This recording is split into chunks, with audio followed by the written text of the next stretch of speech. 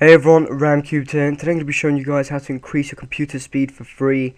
This is very easy, and we're going to be increasing your computer's virtual memory. So what you want to do is head over to the start button, go up to computer, and right click, go down to properties, click on that, and once you've clicked on that, you're going to get some information about your computer.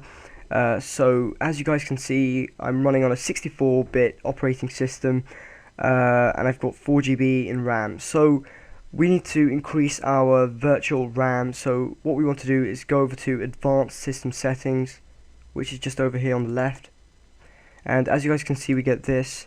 Now under the Advanced tab right up here at the top, you want to go down to Performance and click on Settings.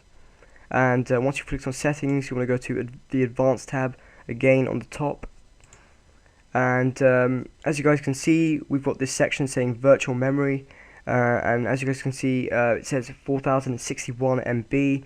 That's all the size for all the drivers on my computer. So I'm going to click on change, of course, and if this box is already checked, just uncheck it and just click on custom size. And now this is always different for everyone. Now this depends on your RAM. So I've got 4 GB RAM, and you basically want to times it by 1024.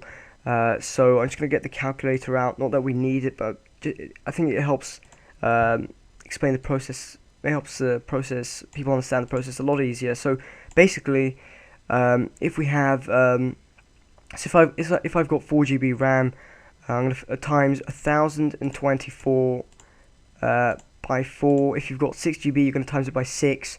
But I've got 4 GB, so I'm going to times it by 4 first off, and I've got 4096. So what we want to do from here is just times this by 2. So we've got 8192, and that is what we're going to be entering in our final initial size and maximum size. So I'm just gonna, and for the other box, 2. So once this is done, just click set and just click OK, and it's going to give you a little warning. It's going to say the changes you have made require you to restart your computer before they can take effect. So you can go ahead and restart your computer. So yeah, I hope this does help, and I will see you guys in the next vid. Peace. I'm out.